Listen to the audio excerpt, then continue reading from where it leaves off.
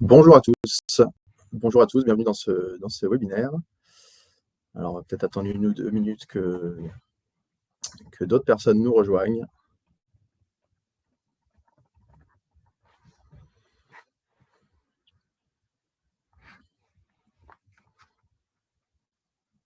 Alors, je vais être accompagné aujourd'hui par Édouard Narbou de Ether Financial Services qui va se joindre à moi tout de suite. Bonjour Édouard.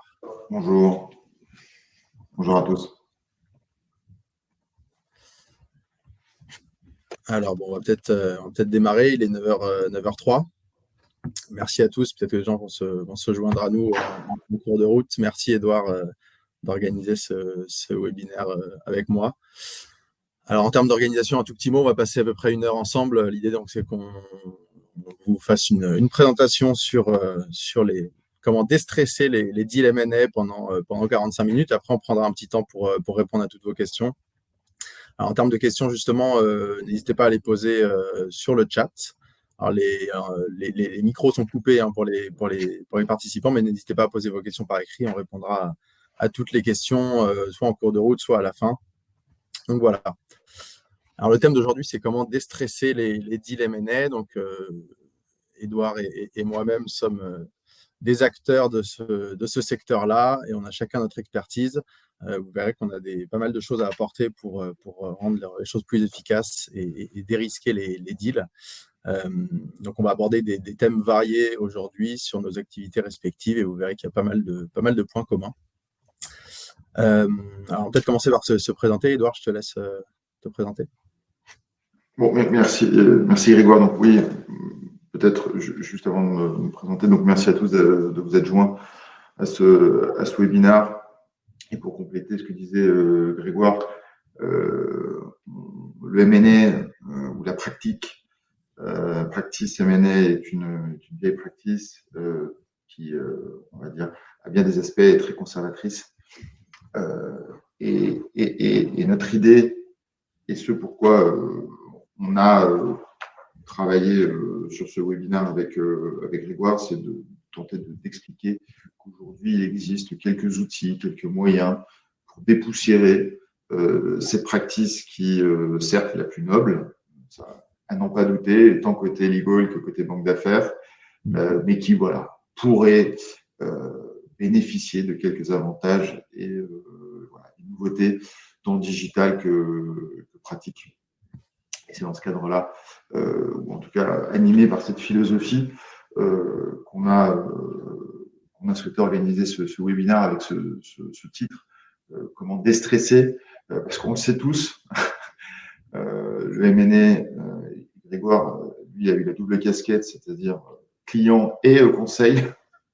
On sait tous que c'est une opération qui est particulièrement stressante et qui peut faire perdre les pédales à beaucoup de personnes. Bon, voilà, peut-être en complément de l'introduction de Grégoire, que je remercie une nouvelle fois d'avoir donné l'opportunité d'organiser avec lui ce webinaire. Donc pour ma part, je suis donc le CEO et cofondateur de Ether Financial Services, une structure qui a été fondée en 2015. On est une trentaine de personnes aujourd'hui basées à Paris et à Londres.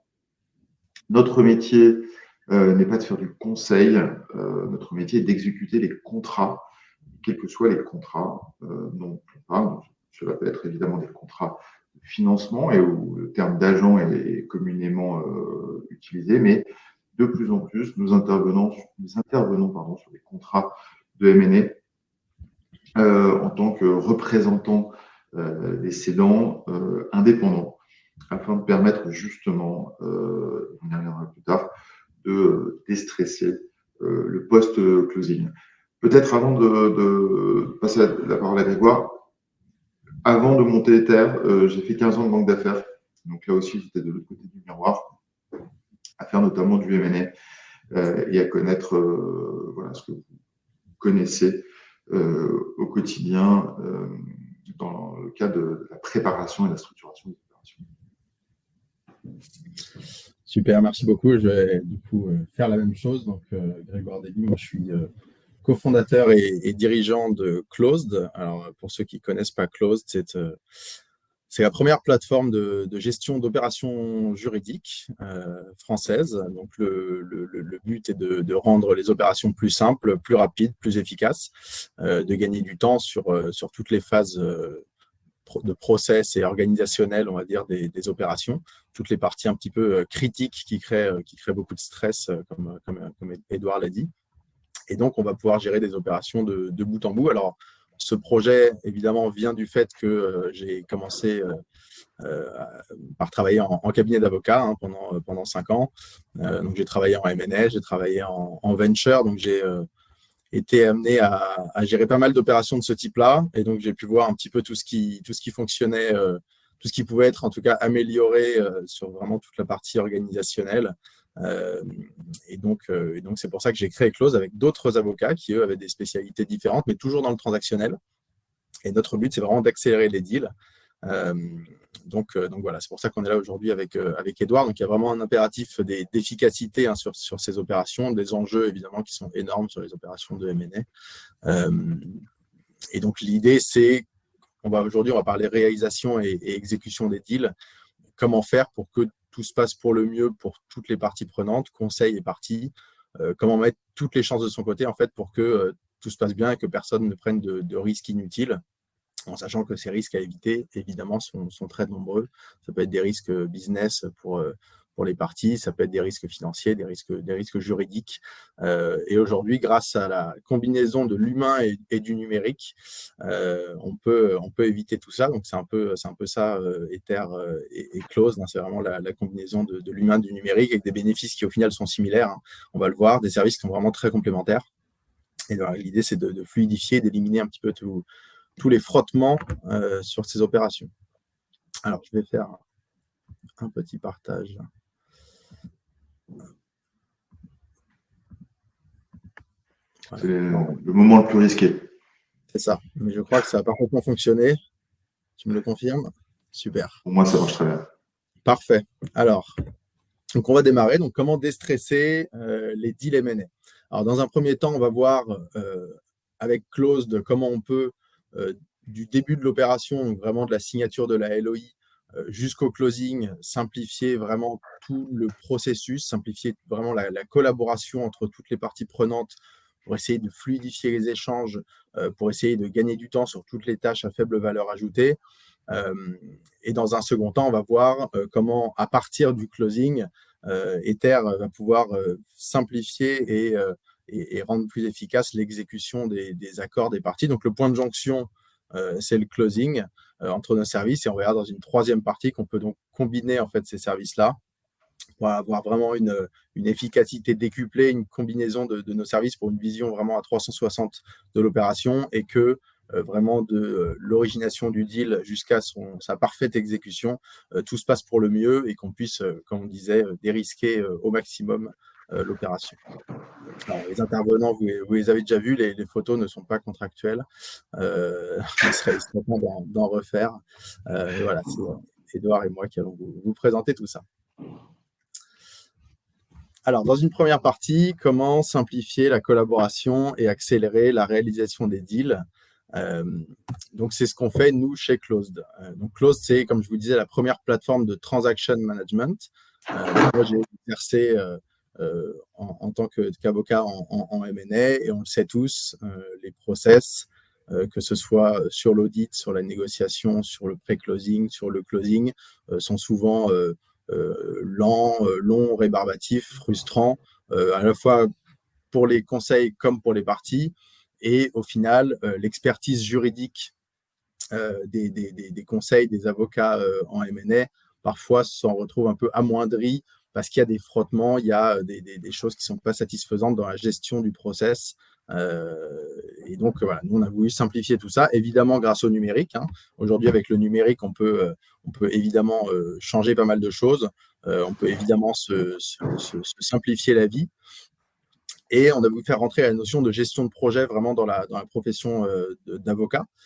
Aujourd'hui, on entend parler de gestion de projet partout. Il y a des outils pour faire ça partout qui pullulent, des Teams, des Trello, des outils comme ça.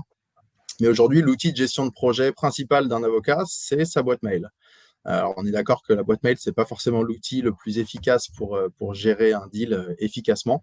Donc, on a vu qu'il fallait créer une plateforme collaborative. Donc, c'est vraiment ça l'idée centrale, c'est la collaboration. Donc, l'idée, c'est de réunir toutes les parties prenantes sur une plateforme qui va en fait elle-même réunir tous les outils nécessaires pour gérer une opération de bout en bout, en tout cas jusqu'au closing, donc jusqu'à l'intervention ensuite d'Edouard et de ses équipes. Alors, ça a été créé par d'anciens avocats, je vous l'ai dit. L'idée, c'est évidemment d'avoir une plateforme qui soit spécialisée dans les workflows d'opérations M&A, parce que des outils de gestion de projet, comme je vous le disais, il en existe beaucoup, mais ils ne sont pas spécialisés. C'est des outils généralistes qu'il va falloir configurer, essayer de tordre pour éventuellement que ça s'adapte à une opération de M&A. Là, c'est vraiment une plateforme qui a été construite pour ça, donc en termes de workflow, c'est parfait. Le deuxième point, c'est la sécurité, puisque les outils un peu généralistes qu'on peut trouver par ailleurs ne sont pas des outils qui sécurisent suffisamment les opérations, que ce soit en termes de sécurité des données, de localisation des données, de sécurité des échanges, de traçabilité des actions de chacun. C'est vraiment des choses qui ne sont pas suffisantes pour des avocats. La profession d'avocat, son but premier, c'est d'apporter de la sécurité juridique, évidemment, à ses clients. Donc ça, il ne faut pas lésiner sur la sécurité. Donc voilà ce que fait cette plateforme. Elle réunit vraiment tous les outils pour concrètement accélérer les opérations. C'est vraiment ça l'idée. Alors, en termes de fonctionnalité, comme on peut le voir sur l'écran, on ouvre en fait des espaces pour chaque deal, des sortes de deal room sécurisés évidemment, sur lesquels on va réunir toutes les parties prenantes. Donc, on invite ses clients, on invite le confrère ou les confrères, on invite les clients des confrères et évidemment tous les intervenants externes, toute la galaxie d'intervenants sur les opérations. On sait que souvent, il y a beaucoup de monde sur ces opérations-là. Il y a un immense flux d'informations et de documents confidentiels et de personnes à traiter, souvent par des canaux d'ailleurs très différents. Certains communiquent par email, certains communiquent par d'autres canaux. Et parfois, on a du mal à s'y retrouver. Ensuite, on intègre une data room, donc une data room nouvelle génération. D'habitude, les data rooms sont des outils un peu stand-alone. Là, on l'intègre dans le process. Donc, on va ouvrir sa data room, gérer sa due diligence directement sur Closed, avec plein de fonctionnalités très, très sympas, une interface qui est extrêmement simple à gérer et à la fois très sécurisée en termes de droit d'accès. Et on va pouvoir, après l'audit, continuer tout le process. Donc, on va pouvoir créer des checklists pour gérer le process, pour collecter les CPs, faire son step plan, assurer un suivi en temps réel des étapes du process. Et l'avantage, c'est que donc toutes les parties, les clients, peuvent eux-mêmes se tenir informés en temps réel de l'avancement du projet. Donc, ce qui est intéressant, c'est qu'on va avoir des checklists qui vont permettre donc à tout moment de recevoir des rappels automatiques, d'être informé en temps réel quand une étape est réalisée ou quand elle a démarré, etc. Et donc ça, c'est hyper satisfaisant, c'est hyper rassurant, on va dire, pour l'ensemble des parties prenantes de savoir à tout moment où est-ce qu'on en est. Ça évite de décrocher son téléphone, d'envoyer des emails ou de faire des réunions pour redescendre une checklist qu'on a fait sur Word ou sur Excel. Et ensuite, évidemment, on va pouvoir automatiser le signing, le closing. Donc, avec la signature électronique, on intègre plusieurs technologies. On a une interface de closing spécialisée avec, en termes de workflow et de fonctionnalité, tout ce qu'il faut pour faire un vrai closing juridique sécurisé. Donc, c'est pareil, beaucoup plus efficace que des plateformes de signature électronique généralistes. Et à la fin, donc, je disais que ça s'arrête au closing. En fait, ça s'arrête vraiment à J+1 du closing, puisqu'on va pouvoir également générer la Bible de l'opération et archiver tous les originaux de façon ultra sécurisée avec un coffre-fort électronique directement intégré sur la plateforme pour apporter sur le long terme pour l'exécution des accords qu'Ether va aider à réaliser. Ces accords-là, ils seront protégés également dans un coffre-fort électronique pour que leur valeur probante soit préservée dans le temps. Alors nous, aujourd'hui, chez Closed, on équipe plus de 250 cabinets d'avocats, banques, fonds d'investissement, banques d'affaires. Donc, en gros, tous les deal makers. Il y a eu plus de 25 000 deals réalisés sur la plateforme avec une grosse dominante M&A venture. C'est vraiment notre cas d'usage principal.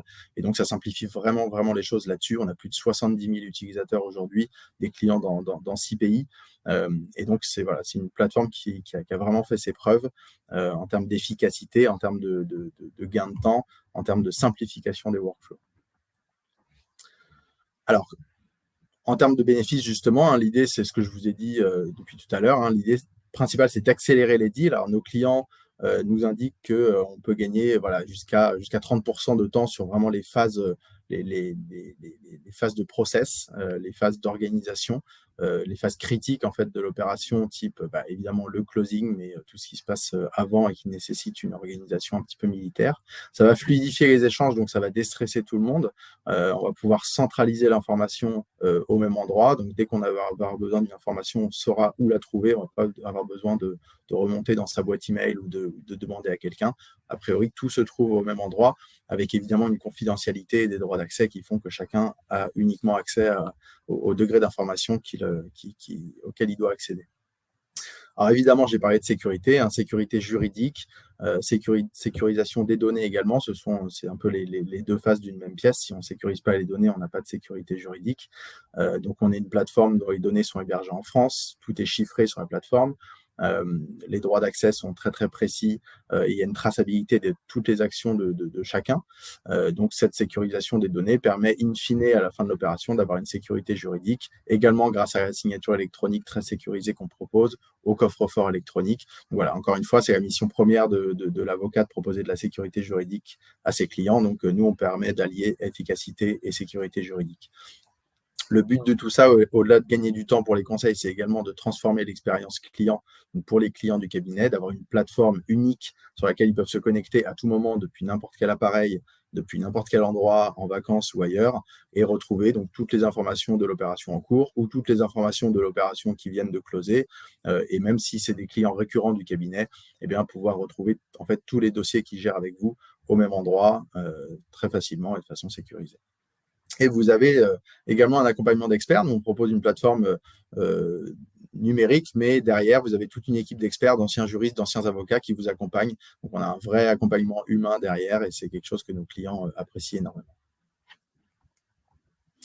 Alors, en termes de retour sur investissement, qu'est-ce qu'on va avoir chez Close? C'est un retour sur investissement qui est vraiment immédiat. Déjà parce que l'implémentation de l'opération, l'implémentation de la plateforme est très rapide. C'est vraiment une plateforme qui est très simple en termes d'interface et on peut très rapidement monter en compétence et être très efficace tout de suite. En termes de ROI, il va y avoir trois choses. Donc déjà, il faut savoir que c'est un outil juridique, entre guillemets, parce qu'il permet de faire des opérations M&M, c'est avant tout un outil business. Pourquoi? Parce que ça va permettre, d'une part, de faire du reporting et d'avoir des datas sur les opérations que gère le cabinet, qui vont permettre ensuite de faire du business développement, d'allouer les ressources de façon plus efficace, que ce soit des ressources humaines, internes, les équipes de collaborateurs, ou les ressources financières du cabinet, etc. On va avoir des métriques, on va avoir des indicateurs qui permettent de mesurer la valeur créée et les ressources consacrées à une opération, à toutes les opérations de l'année, même une fois qu'on en a fait un certain nombre. Et ça va permettre pour le cabinet de faire du business développement. Et évidemment, quand on gagne du temps aussi sur les opérations, on va pouvoir sourcer plus de deals, consacrer plus de temps à développer sa pratique. Ensuite, il y a un ROI lié directement à l'utilisation de la plateforme sur les opérations. Donc, d'une part, du temps gagné, ça je l'ai déjà dit. D'autre part, des outils rationalisés, c'est-à-dire que quand on utilise Close, on va avoir moins besoin d'autres outils qu'on utilisait. Donc, au lieu d'utiliser 4 ou 5 outils différents pour une opération, on va en utiliser qu'un seul. Donc, il y a des coûts de maintenance, il y a des coûts liés à ces logiciels-là qui vont disparaître. Et également, on va avoir de la logistique qui est simplifiée. Donc, tout ce qui est échange, tout ce qui est envoi de documents, tout ce qui est coursier, tout ce qui est reprographie, tous ces coûts-là vont disparaître également. Donc, c'est aussi quelque chose qui va être un retour sur investissement immédiat et qu'on va pouvoir constater tout de suite dès qu'on utilise la plateforme. Ensuite, à long terme, il va y avoir du ROI qui est à la fois financier et non financier, même si, in fine, tout est financier, puisque une réputation, in fine, ça permet d'apporter plus de business au cabinet, par exemple. Donc, voilà, vous allez avoir la sécurité juridique et IT dont je vous ai parlé. Ça, c'est quelque chose, encore une fois, qu'il ne faut pas négliger. Alors, les cabinets d'avocats sont souvent à la fois très sécurisés en termes d'IT et à la fois assez peu, puisqu'il va y avoir toute une infrastructure très sécurisée, mais à la fois dans le quotidien, on va parfois utiliser des outils qui ne sont pas forcément adéquats. Et donc, c'est quelque chose qu'il ne faut pas oublier. Je rappellerai pas les chiffres du nombre d'entreprises chaque année qui sont victimes d'attaques informatiques, mais c'est quelque chose de très, très important. Et donc, il ne faut vraiment pas négliger ça. Et ensuite, on a la fidélisation des clients, bien évidemment. S'ils sont contents, ils vont revenir chez vous, ils vont refaire des dossiers avec vous, ils vont vous recommander auprès d'autres entreprises. Et évidemment, la réputation du cabinet, donc ça va avec, c'est une réputation auprès des clients, auprès du marché, mais aussi auprès des jeunes avocats, des jeunes collaborateurs, des talents du cabinet. On va pouvoir faire de la rétention, garder plus longtemps ces effectifs, parce que le turnover, la formation permanente de nouveaux collaborateurs, c'est quelque chose qui coûte très cher à un cabinet d'avocats. Donc, il y a aussi équiper le cabinet avec des outils efficaces et modernes pour aussi conserver la dynamique des équipes et le bien-être de chacun. Je vais te laisser la main, Edouard, pour la suite. Bon, merci beaucoup. J'ose espérer que le message était très clair. Close est un vrai facilitateur et un véritable outil de support digital pour faciliter et sécuriser les transactions. Comme je le disais tout à l'heure, le M&A en tant que tel est probablement une vieille dame noble et qui est un service reconnu et auprès de, je dirais, qui est la Rolls-Royce du conseil. Mais toujours est-il que la contrepartie, c'est qu'on a pu observer, et le Covid nous l'a montré, que pour des raisons historiques, pour des raisons de legacy, il était peut-être plus confortable de rester sur ses bases, sur ses acquis. Historiquement, ou en tout cas pré-Covid, il était quasiment impossible d'obtenir des signatures électroniques. Du fait du Covid, les opérations se sont transformées et la signature électronique est devenue depuis 2 ans et demi maintenant common practice. Je pense que Grégoire va affirmer ce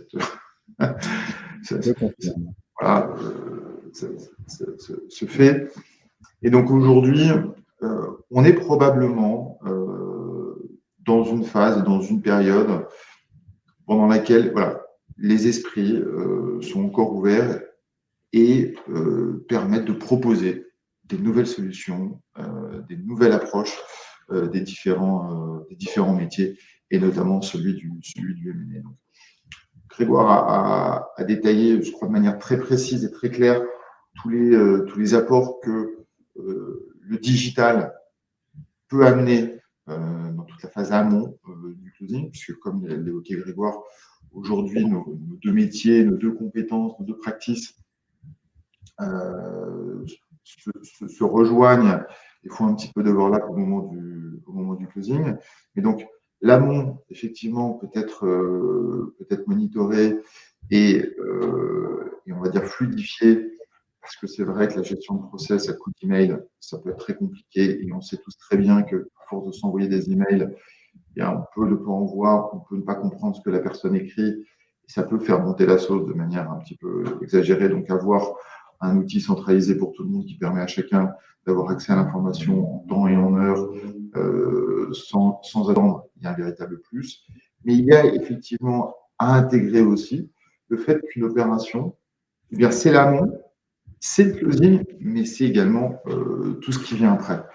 Et ça, force est de constater que aujourd'hui, dans le M&A, c'est pas forcément dans les mœurs de chacun de se projeter sur ce qui peut venir derrière. Alors, pourquoi probablement parce que l'opération, le M&A dans sa nature même a évolué au fil du temps. Aujourd'hui, on n'est plus sur des opérations où je te donne un gros chèque et puis tu peux partir sur les plages des Bahamas, voir des pina coladas ou autres. On est sur des opérations qui deviennent de plus en plus complexes, de plus en plus structurées. On n'a plus un seul vendeur, on peut se retrouver avec une multitude de vendeurs.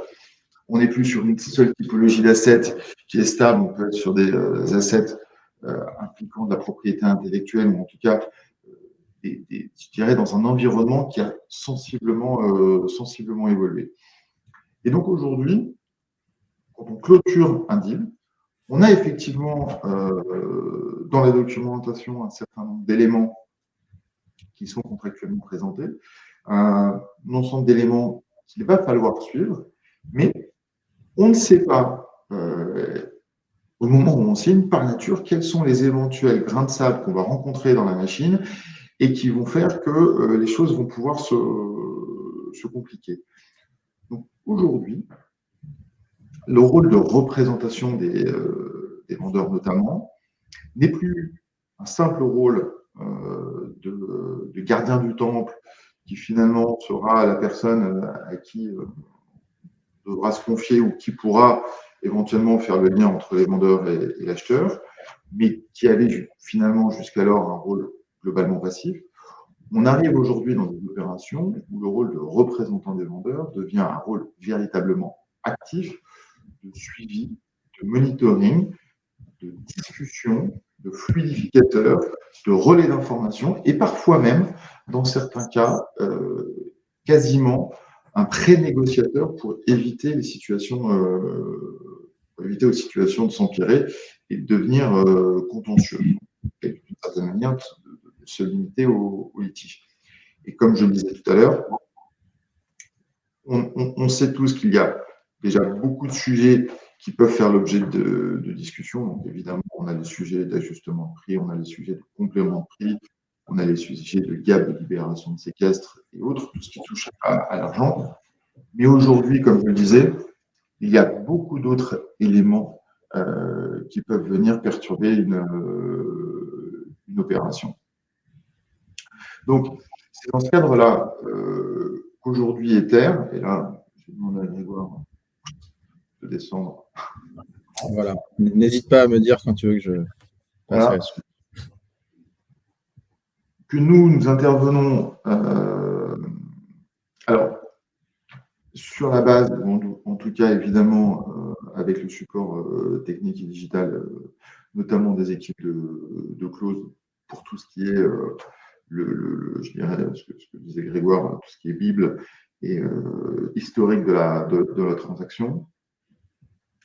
C'est là où nous intervenons, nous, sur deux éléments que sont le SPA et le pacte d'actionnaires si effectivement certains vendeurs ont conservé leur position d'actionnaire. Certains, actionnaires qui pouvaient être cédants n'ont pas cédé toute ou partie de leur participation, pas justement cédé la totalité de leur participation, je vais y arriver, mais sont restés aux côtés de l'acheteur. Donc, en tant que représentant des vendeurs, évidemment, on suit l'ensemble du séquestre, on suit l'ensemble des garanties, des engagements qui sont donnés par chacune des parties. On s'assure que l'ensemble des covenants, des commitments sont parfaitement respectés. Et puis, s'il y a des exercices, notamment de sûreté, on suit ça comme le lait sur le feu. Ça veut dire quoi de manière très concrète? Ça veut dire que si vous avez des gaps complexes à suivre, eh bien, nous monitorons ces gaps, nous validons s'il y a un plancher, nous validons les de minimis, nous validons les dates éventuellement de paiement, et ça, on le fait de manière trimestrielle auprès des vendeurs et auprès de l'acheteur, de telle manière à ce que tout le monde soit aligné. Ça veut dire quoi également concrètement en cas de libération de séquestre, nous sommes le gardien du temps sur la tenue du registre des personnes à qui verser les montants qui sont dus. On le sait très bien, lorsqu'on est sur une opération, on n'est pas sur un moment figé, on n'est pas sur un moment court, on est sur un temps long. Et dans un temps long, on peut se retrouver dans une situation où le vendeur est décédé, il faut aller trouver les ayants droit. On peut se retrouver dans une situation où il y a également des divorces. Ça nous est arrivé, et dans ce cas-là, il faut pouvoir gérer en conséquence. Donc, tout un ensemble d'éléments de la vie qui font aussi que ce sont, comme je le disais, des éléments qui ne sont pas gérables dans une documentation contractuelle, mais qui peuvent créer dans le suivi de la transaction des problématiques et qu'il faut évidemment préempter et surtout ne pas laisser s'envenimer. Donc ça, c'est pour la partie ASP. Et puis, évidemment, en miroir de ça, le pacte d'actionnaires. Donc, comme je l'indiquais tout à l'heure, on peut avoir des actionnaires historiques qui conservent leur position et se retrouver dans un pacte qui, historiquement, pouvait être assez facile à gérer, mais d'un seul coup, parce que le nouvel actionnaire est un actionnaire présent dans un pays étranger, parce que c'est un gros corporate, parce que la confiance n'est pas encore tout à fait présente, eh bien, on peut trouver évidemment beaucoup plus confortable d'avoir un tiers indépendant qui s'assure de l'exécutabilité et de l'exécution correcte du pacte d'actionnaires. C'est celui qui va recevoir les notices, c'est celui qui va notifier les actionnaires de tel ou tel événement, qui va s'assurer que l'ensemble des clauses inclus dans ce pacte seront respectées et exécutées correctement. Donc, on est vraiment dans une situation où Closed facilite et fluidifie toute la partie amont, et ce, quelle que soit sa durée d'exécution, qu'on soit sur 6 mois, 12 mois ou 18 mois, mais en tout cas, on sera sur le temps d'exécution et non connu de la préparation de la transaction.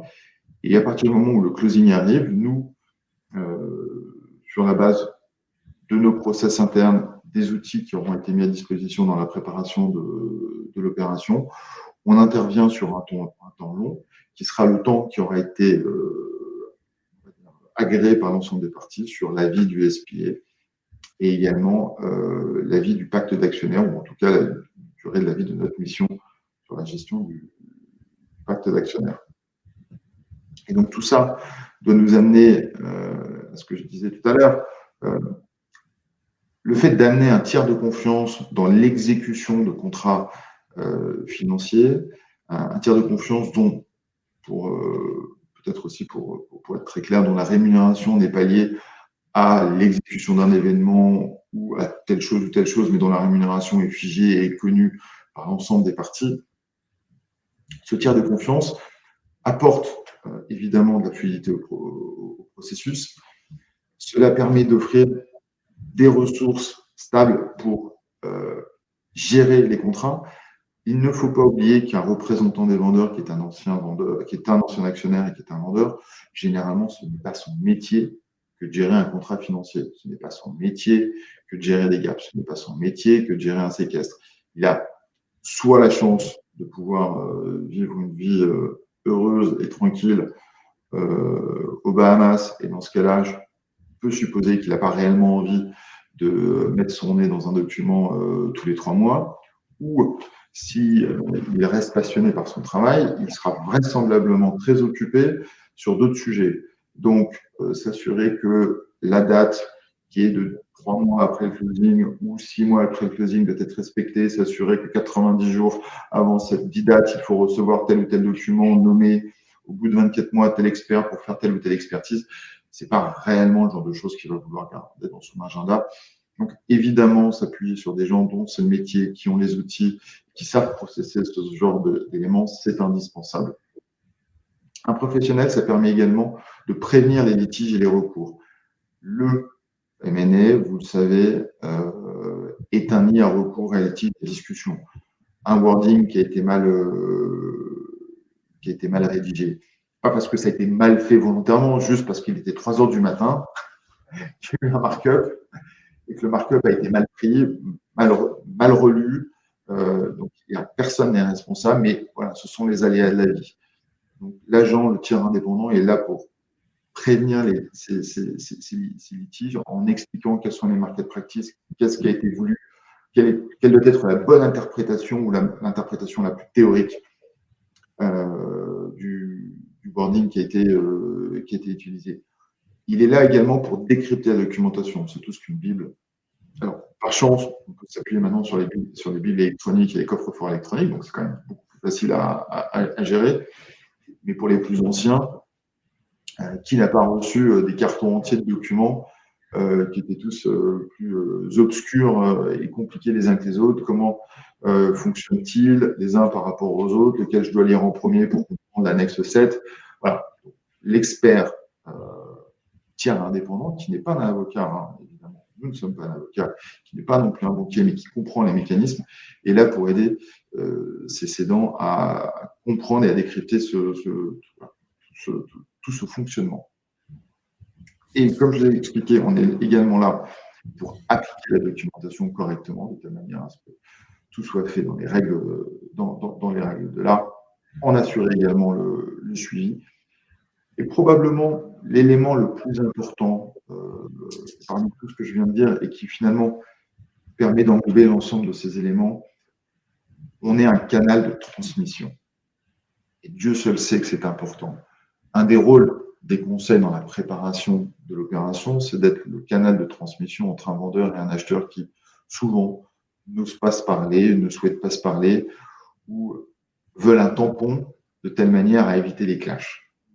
Eh bien, ce tampon, nous jouons également ce rôle. Alors, nous jouons ce rôle de tampon, non pas en vue d'obtenir quelque chose, puisque le deal a déjà été fait. Nous jouons le tampon de telle manière à faciliter l'échange. Quand vous avez 40 vendeurs en face de vous, vous êtes l'acheteur, vous n'avez pas envie de parler aux 40 vendeurs, évidemment. C'est plus simple de parler aux tiers indépendants.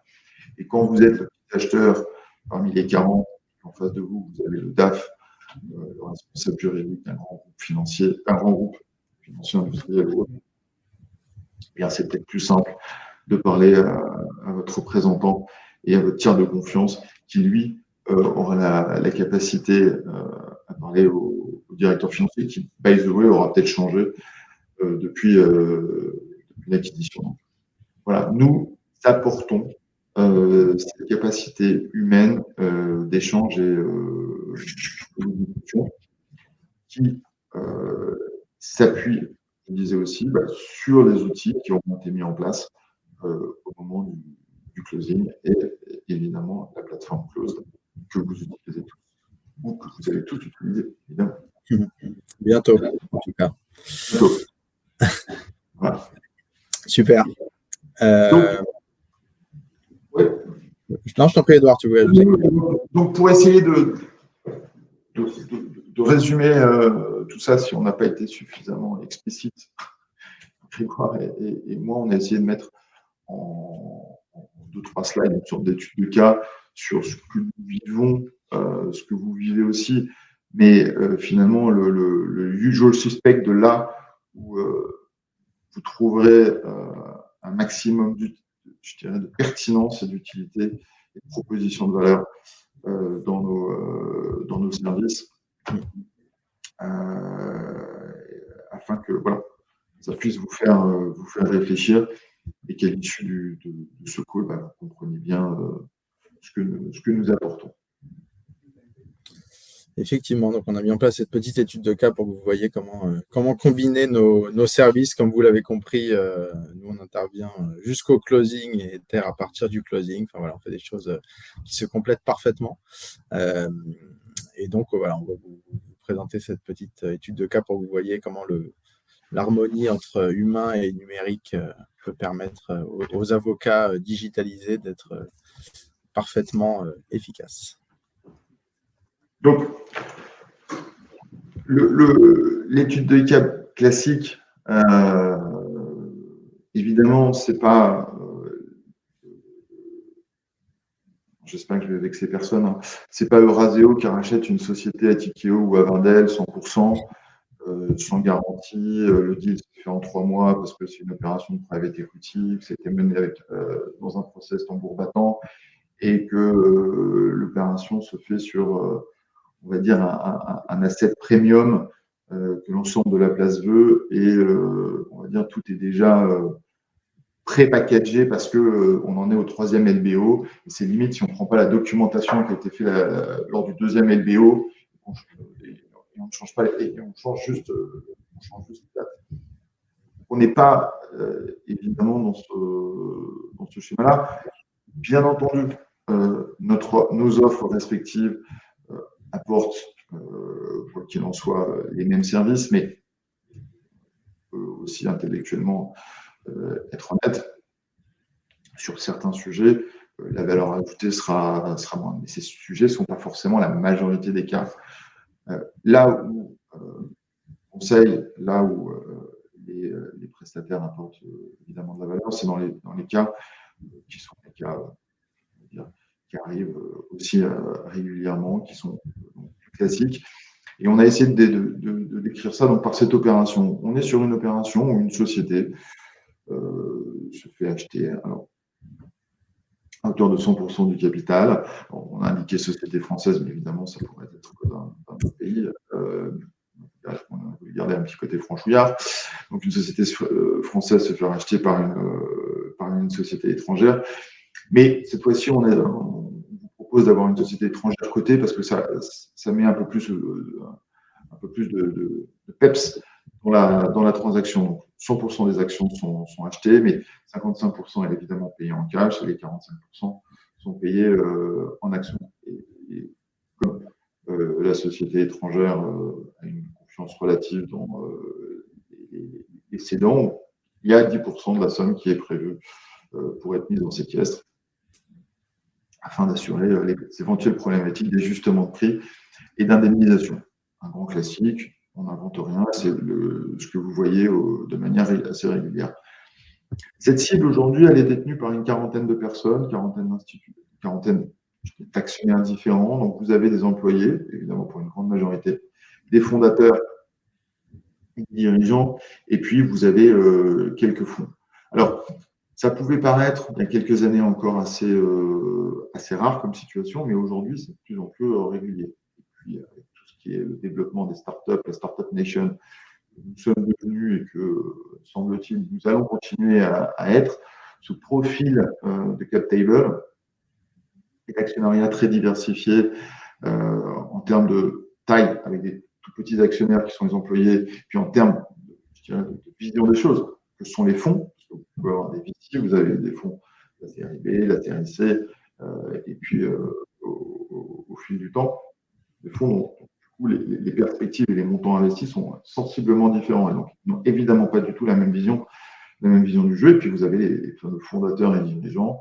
Pour certains, ils veulent rester dans la boucle. Pour d'autres, ils veulent faire un maximum de cash out. Donc, vous avez autour de la table des gens qui ont des visions sensiblement différentes. Et puis, parce que sinon, c'est pas marrant, vous avez ces dirigeants et ces employés qui ont la chance de bénéficier d'instruments d'incentive ou de relution. Donc ça, c'est un petit peu la base de départ de cet actionnariat. Et puis, du coup, vous avez l'acquéreur qui va racheter 100% des actions de ces quarantaines de vendeurs et puis qui doit aussi s'assurer que bien, tout ce qui est instrument dilutif, il pourra mettre la main dessus à un moment ou à un autre dans des termes définis, de telle manière à ce qu'il n'y ait pas, on va dire, 2-3 actionnaires non souhaités dans la société ultérieurement. Donc là, je laisse la main à Grégoire. Tout à fait. Donc, alors, comment est-ce qu'on va pouvoir réaliser cette opération avec les services de close des terres combinés? Donc, nous, effectivement, on va intervenir en premier. Donc, dès qu'on va, voilà, dès que la signature de la LOI va intervenir, on va pouvoir évidemment la signer sur close. Donc, ce qu'on va faire, c'est qu'on va ouvrir un espace pour cette opération sur la plateforme. Donc, ça se fait littéralement en 4 secondes. Donc, on ouvre un projet qui va être cloisonné, confidentiel, et on va pouvoir inviter dessus toutes les parties prenantes. Donc là, on a vu que dans cet exemple, il y avait un certain nombre de personnes, et effectivement, c'est des structures capitalistiques qu'on retrouve de plus en plus. Nous, on a très régulièrement des deals sur notre plateforme avec 200, 300 personnes quand il y a effectivement de l'actionnariat salarié, par exemple. Et donc, on se retrouve vraiment avec des très nombreuses personnes. Alors, par chance, il n'y a pas de limite de participants sur les projets close, donc on peut vraiment être très nombreux et on a toutes les options nécessaires pour rendre les choses confidentielles, c'est-à-dire que les personnes qui ne doivent pas se voir ne se voient pas et évidemment, les personnes n'ont pas accès aux documents dont ils ne doivent pas prendre connaissance. Et évidemment, on va pouvoir signer la LOI directement sur la plateforme, sur Closed, et la conserver sur le projet bien sécurisé pendant tout le process. Ensuite, va démarrer la due diligence, l'audit. Donc, on va pouvoir utiliser directement Closed pour ça. On n'a pas besoin d'utiliser un logiciel de data room tiers. Donc, on va paramétrer la data room en termes de droit d'accès, en termes de dossiers. On va pouvoir créer son arborescence de dossiers, la numérotation, etc. Donc, on peut tout paramétrer facilement en amont. Charger les documents. Donc, évidemment, toutes les personnes concernées vont charger la documentation juridique et financière de la cible pour que les conseils de l'acquéreur puissent la revoir. On va pouvoir donc effectivement transmettre ces documents. On va pouvoir côté acquéreur, les revoir et faire un Q&A. Donc là, en fait, on est en train de sortir une nouvelle fonctionnalité de Q&A intégrée qui, voilà, d'ici un mois, va sortir. Et donc, on va pouvoir faire vraiment un système de questions-réponses avec des notifications. On va pouvoir taguer des personnes dans des questions. Ça va être hyper efficace. Et ce Q&A, une fois qu'il va être réalisé, on va pouvoir l'exporter, le sauvegarder, le figer pour pouvoir l'annexer au SPA. Donc ça va être quelque chose de très, très, très, très efficace pour tout le monde. Et ensuite, donc, une fois qu'on a fait sa revue, on transmet son rapport qu'on va pouvoir transmettre directement via Closed. Et de la même façon, donc, le rapport d'audit, une fois qu'il est là sur la plateforme, il va être en sécurité et on saura toujours où le trouver tout au long de l'opération. Alors, une fois qu'on a fini son audit, on continue sur la plateforme, on va négocier, gérer le process. Donc, généralement, on se crée un step plan sur Word, sur Excel. Là, évidemment, on va pouvoir le créer directement sur la plateforme. Ça va être un step plan interactif, c'est-à-dire qu'on va pouvoir taguer les responsables de chaque étape, un peu comme sur un réseau social, directement sur chaque tâche, qui est responsable de quoi, à quelle date ça doit être fait. On peut mettre des rappels automatiques, on peut s'échanger des commentaires. Donc, c'est vraiment un step plan interactif qui va permettre aux conseils notamment d'indiquer instantanément à tout moment à leurs clients où est-ce qu'ils en sont. Et les clients reçoivent des notifications en live qui leur disent ça c'est fait, ça c'est en cours, ça a démarré, ça on est coincé, ça on a besoin de tel document, etc. Donc c'est très très pratique pour accélérer les choses et que chacun soit rassuré sur le bon avancement du dossier. Alors, une fois qu'on a négocié, rédigé les documents, évidemment, on peut s'échanger les différentes versions sur Closed. On a un système de versionning qui permet d'empiler des versions successives. On s'est mis d'accord sur la documentation, on va passer au signing. Donc, on va signer le SPA, les principaux accords, directement sur notre interface, évidemment, de signing et de closing. Comme je le disais, on a plein d'options qui permettent de sécuriser. On a plusieurs technologies de signature électronique à disposition, plusieurs niveaux de signature électronique avec une authentification différente pour le parti, et notamment de la signature avancée avec vérification de pièces d'identité et différentes authentifications qui permettent de s'assurer que même si on fait le signing ou closing à distance, ce sont bien les bonnes personnes qui ont signé. Et on va pouvoir séquestrer ce SPA, notamment en attendant le closing. Donc, directement sur la plateforme, on a des fonctionnalités qui permettent de faire ça, c'est-à-dire de faire signer un document par une personne, mais que cette personne ne reçoive pas l'original et que cet original lui soit transmis uniquement quand les personnes l'auront décidé. Ensuite, préparation du closing. Donc, on aura notre checklist interactive pour collecter les CPs. Et on va pouvoir finaliser les documents, préparer la signature grâce à notre interface de closing. Et cette checklist va servir évidemment à collecter toutes les CPs très facilement puisqu'on va pouvoir taguer les personnes, leur faire des demandes de documents. Les personnes invitées vont pouvoir joindre directement les documents sur les tâches de CPs, donc les conditions suspensives au déroulement du closing. Et donc, on va avoir toutes nos CPs bien organisées, bien organisées tâche par tâche et on sera bien sûr que tout est prêt pour le closing. Closing qui va intervenir évidemment sur notre interface également. En parallèle, on va pouvoir réaliser les flux financiers pour le prix des actions qui sont cédées. Et évidemment, ce closing va se réaliser sur notre interface de signature, enfin notre interface de closing qui est adaptée à ça, c'est-à-dire que toutes les parties prenantes, même là dans notre cas, qui sont très nombreuses, vont pouvoir se connecter sur l'interface de closing et suivre en direct la réalisation, le déroulement de la séance de signature, on saura à tout moment qui a signé quoi, qu'est-ce qui reste à signer, où est-ce qu'on en est, à quelle heure ça va finir, etc. On a toutes ces fonctionnalités-là qui ne sont pas forcément des choses qui existent sur des logiciels de signature électronique classiques. Et ensuite, à N+1, j'ai mis N+1, mais d'ailleurs, ça peut être le jour même, puisque ça prend vraiment 4 secondes. On va pouvoir générer la Bible directement sur Closed, l'envoyer directement à ses clients, aux parties, depuis la plateforme, qui vont recevoir un lien pour télécharger une Bible, évidemment, au format électronique. Et on peut également, nous, émettre closed un certificat de data room qu'on va pouvoir joindre à tout ça. Donc, un certificat, évidemment, qui prouve qui certifie le contenu de la data room. Et donc, voilà, le lendemain, on peut également archiver les originaux directement dans notre coffre-fort électronique intégré. On intègre la technologie Archineo, en l'occurrence, c'est une technologie française d'archivage à valeur probante. Et donc, l'avantage de ça, par rapport à une conservation sur une GED ou sur un système classique, c'est que l'archivage dans un coffre-fort électronique, en fait, garantit, c'est dans la loi, garantit l'authenticité et surtout l'intégrité des documents sur le long terme. C'est-à-dire que le fait de l'avoir archivé dans un coffre-fort électronique, vous aurez une présomption du fait que le document n'a pas été altéré, n'a pas été modifié, n'a pas été supprimé, etc., qu'il est toujours dans l'état dans lequel il a été signé, même si c'était il y a 10 ans. C'est-à-dire que si on est sur un SPA où il y a des obligations sur 5 ans, sur 10 ans, sur 20 ans, potentiellement, que Ether aide à réaliser, eh bien là, on va pouvoir, grâce à ce coffre-fort électronique, être bien sûr de la version qui a été signée même 20 ans auparavant. Et vous aurez une garantie de ça, et donc ce sera potentiellement à la partie adverse de prouver l'inverse, mais en tout cas, vous avez cette garantie-là. Donc voilà, nous, tout ce qu'on peut offrir jusqu'au closing et même jusqu'au lendemain du closing.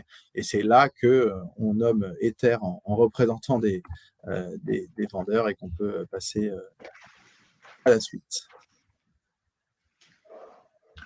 Merci. Donc, évidemment, un point important, en tant que représentant des vendeurs, on n'est pas nommé, et on ne souhaite pas être nommé en tant que représentant des vendeurs avant le closing, parce qu'évidemment, le représentant des vendeurs a un rôle quand même pour rassembler ses troupes avant le closing, un rôle dans les négociations. Nous ne sommes pas partis aux négociations, on n'a pas vocation à être partis aux négociations. Donc, notre nomination arrive de manière tout à fait logique et pertinente à partir du moment où le closing est réalisé. Compte tenu du temps restant, je ne vais pas vous redécrire finalement ce qu'on a déjà dit, mais juste par l'intermédiaire de cette frise, vous pouvez voir que on a réellement un rôle. Le représentant des vendeurs n'est pas juste un nom qui est intégré finalement dans la documentation parce qu'il faut en mettre un. Il y a réellement une fonction. Au post-closing sur les différents documents, vous le savez, vous l'avez déjà eu au téléphone. Vous avez déjà eu au téléphone des vendeurs qui vous disent voilà, moi j'ai reçu des actions, j'ai un document fiscal à remplir, qu'est-ce que je fais? Comment je fais pour récupérer mes actions si elles sont aux États-Unis, si elles sont au UK, si elles ne sont pas encore dématérialisées? Qu'est-ce qui se passe? Comment je les transforme pour pouvoir les mettre sur mon compte? Ça, c'est des choses qui sont très concrètes que vous ne souhaitez pas gérer post-closing, ce n'est pas votre rôle. Par contre, c'est typiquement le rôle du représentant des vendeurs. Vous avez 3 mois après l'ajustement du prix, après vous avez le rachat des options, vous avez les libérations partielles, vous avez le suivi de la garantie, vous avez toutes ces différentes étapes sur lesquelles il y a forcément du travail à produire. Donc le rôle du représentant des vendeurs n'est par définition pas juste un long fleuve tranquille, c'est à minima 1 à 2 fois par an, des moments de rencontre, des moments de discussion et des moments d'échange avec l'acheteur et les différents vendeurs pour tous les sujets dont on a déjà parlé et sur lesquels je ne reviendrai pas compte tenu du temps. Donc, peut-être pour vous laisser quelques minutes, la conclusion, comment déstresser le M&A, c'est évidemment du stress, c'est évidemment beaucoup de choses intangibles, de la joie, de l'impatience, de la crainte, de l'énervement, plein de choses qui se cumulent et qui se transforment d'une manière ou d'une autre dans un stress qui, le stress, il est comme ça, est très contagieux. Est très contagieux. Et tout le monde finalement se retrouve dans cette situation et c'est jamais bon pour faire des affaires que d'être se stresser et de se poser des questions. Aujourd'hui, vous avez de la chance, des outils digitaux, des spécialistes techniques se sont développés et vous pouvez vous appuyer sur eux pour mitiger, si je puis dire, tout ce stress et faire descendre un petit peu la pression tant en amont qu'en aval des opérations. Donc, l'objet de cette présentation, et vous l'avez bien compris, c'est de vous présenter ces outils, c'est de vous présenter ces services et de surtout de telle manière à ce que vous puissiez ne pas hésiter à nous solliciter et que vous puissiez bien comprendre la valeur et je dirais les services que nous vous proposons pour que vous puissiez vous appuyer très largement sur nous lors de vos prochaines opérations. Voilà. Est-ce qu'il y a des questions? Alors, il y a une question qui est arrivée qui nous demande si nos services sont disponibles en anglais. Alors, nous, chez Close, évidemment, donc la plateforme est disponible en anglais depuis le départ et même disponible depuis peu en allemand. Donc, sur un même deal, vous pouvez inviter des personnes dans ces différentes langues et chacun aura son interface dans la langue choisie. Et évidemment, on a plein de deals cross-border qui font intervenir des personnes du monde entier sur la plateforme. Donc, bien évidemment, ça existe en anglais. Je suppose que vous travaillez également en anglais, Edouard. Alors, évidemment, on travaille en anglais et dans notre cas particulier, on a plus d'une douzaine de nationalités dans l'équipe. Et donc, on est non seulement à l'aise en anglais, mais on peut être à l'aise sur des langues, on va dire, un peu plus exotiques, comme le chinois, par exemple, pour ne pas le citer. Donc, pas de souci avec ça.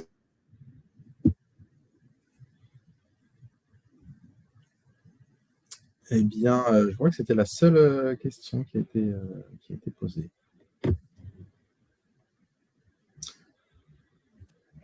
On est donc parfaitement à l'heure. Il reste 2 minutes. Si quelqu'un souhaite poser une question, n'hésitez pas.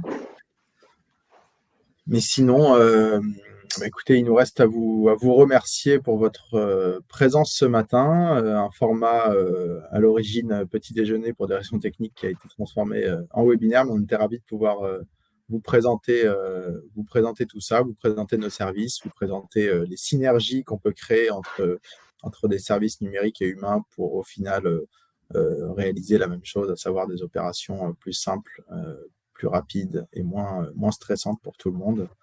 Donc voilà, si vous souhaitez avoir plus d'informations, vous avez nos contacts directement ici sur l'écran.